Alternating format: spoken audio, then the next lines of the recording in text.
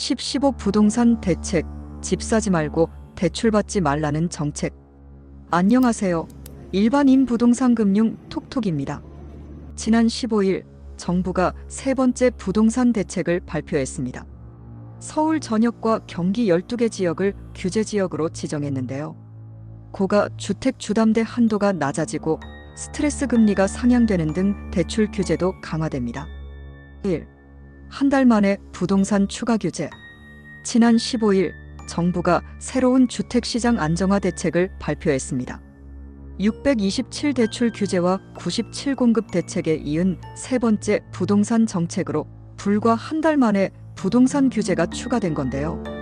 이번에 정책을 했는데도 최근 서울과 수도권 집값이 가파르게 상승하는 등 부동산 시장 과열 양상이 나타나자 또다시 규제 카드를 들었습니다. 투자 수요는 억제하고 실수요자는 불이익이 없어야 하지만 촘촘하지 않은 탁상 정책들로 인하여 선량한 수요자들이 피해가 불가피해 보입니다. 이번 대책의 큰 골자는 규제 지역 확대입니다. 기존의 투기과열지구, 조정 대상 지역 및 토지거래 허가구역으로 지정돼 있던 강남 3구, 강남, 서초, 송파, 용산구에서 서울 25개 자치구 전체가 규제 지역으로 지정이 되었고, 경기도에서도 과천시, 광명시, 성남시, 분당구, 수정구, 중원구, 수원시, 영통구, 장안구, 팔달구, 안양시, 동안구, 용인, 수지구, 의왕시, 하남시 등 12개 지역이 규제 지역으로 지정되었는데요. 모두 최근 집값이 크게 올랐거나 오를 것으로 우려되는 지역입니다. 이들 지역의 아파트와 연립 다세대 주택이 규제 대상입니다. 인천 지역은 이번 규제에서 제외가 됐습니다. 투기과열지구는 현 시점에선 가장 강력한 규제로 지정 시행일부터 주택담보대출 청약전매 등에 대한 규제가 가장 강력하게 적용됩니다. 조정 대상 지역은 과열 우려가 있는 지역에 적용되는 규제로 대출세금 청약 요건이 강화됩니다. 토지거래 허가구역은 지정된 구역 안에서 일정 면적, 토지를 사고 팔 때 관할 지자체의 허가를 받아야 하는 지역으로 투기 목적의 토지 거래를 막기 위한 제도입니다. 뭐 나라 허락 받고 매도 매수 하란 소리죠. 3. 이번 규제 지역 지정으로 무주택자의 주택담보대출 비율 LTV 기존 70%에서 40%로 낮아집니다. 유주택자는 아예 주담대를 받는 것이 불가능해지죠.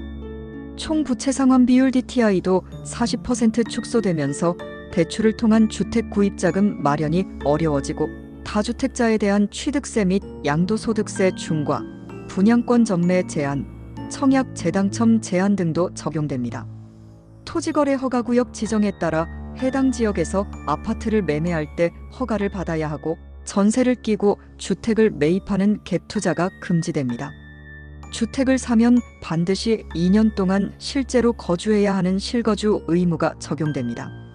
LTV는 주택담보대출 비율로 주택가격 대비 최대 얼마까지 대출을 받을 수 있는지를 나타내는 비율입니다. 예를 들어 LTV가 70%라면 5억 원짜리 집을 살 때 최대 3억 5천만 원까지 대출이 가능합니다. DTI는 총 부채 상환 비율로 연소득에서 주택담보대출 원리금과 대출 상환액이 차지하는 비율을 말합니다. 예를 들어 DTI가 40%라면 연소득이 5천만 원일 때 연간 원리금 상환액은 최대 2천만 원까지 가능합니다.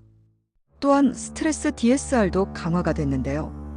규제 지역과 수도권에 한해서 기존 총 부채 원리금 상환 비율의 스트레스 금리를 기존 1.5%에서 3%로 2배 추가 가산하게 하였습니다. 기존 DSR로 소득 대비 여신을 안정적으로 관리해오던 은행권은 정부의 스트레스 금리 추가 기조로 인하여 대출을 좀 더 깐깐하게 심사할 수밖에 없어서 실수요자의 자금 계획은 혼란이 불가피해 보입니다. 또한 이번 대책에는 전세 대출에 DSR 규제를 적용하는 방안도 포함됐습니다. 지금까지 전세자금 대출은 서민주거 안정을 위해 DSR 계산에서 제외했는데요. 이번 대책으로 수도권과 규제 지역에서 1주택자가 임차인으로 전세 대출을 받으면 이자 상환분이 DSR에 포함됩니다. 총 금액 원리금이 아닌 이자 상환분으로 확정한 이유는 전세 기간이 짧기 때문에 원리금으로의 적용은 과도하고 심한 반발을 우려한 걸로 보입니다. 또한 주택 가격별 주담대 한도가 차등 적용됩니다. 15억 원 이하 주택에는 주택담보대출 주담대 한도가 6억 원으로 유지되지만 15억, 25억 원의 주택은 4억 원까지, 25억 원을 넘는 주택은 2억 원까지만 대출이 가능해지는데요. 과연 효과가 있을까 의문이 드는 항목입니다. 3. 이번 정책으로 은행권 압박도 강해졌습니다. 위험 가중치 하한 상향 시행일도 앞당기기로 했는데요. 2026년 4월부터 은행이 주담대에 적용하는 위험 가중치 하한을 기존 15%에서 20%로 올릴 예정이었는데요. 이 시기를 이번에 1월로 앞당깁니다. 위험 가중치가 높아지면 은행이 적립해야 할 자본이 늘어나 주택대출 공급 여력이 줄어들게 됩니다. 시장 전체를 멈출 생각인지 도무지 이해가 가지 않는데요. 또한 정부는 국무총리 소속의 부동산 불법행위 감독기구를 설치하고 시장의 거래 질서를 본격적으로 확립하겠다고 발표했는데요. 가격 담합이나 업다운 계약, 전세 사기, 높은 가격으로 계약했다가 취소하는 가격 띄우기 같은 행위를 강력히 단속할 예정입니다. 또한 사업자 대출을 활용한 주택 구입과 같은 실태를 바로잡기 위해 초고가 주택 거래와 증여 거래의 전수조사를 실시하겠다고 밝혔습니다. 하지만 기존 한국부동산원과 업무 범위도 겹쳐서 실용성 측면에서 혼란이 가중될 거라 예상됩니다. 4. 또한 세금 규제 카드도 만지작하고 있습니다. 슬슬 언론에서 언급하며 간보기에 들어갔는데요.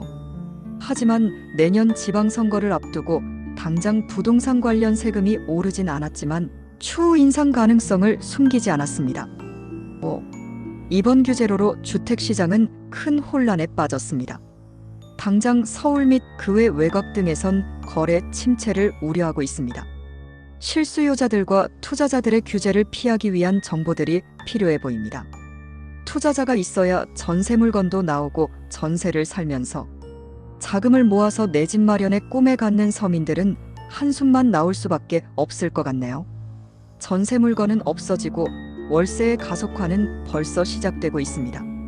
일반인 부동산 금융 톡톡에서는 일반인의 시선으로 실수요자들의 부동산 선택, 은행 금융 선택과 방법들을 앞으로도 면밀히 다룰 예정입니다.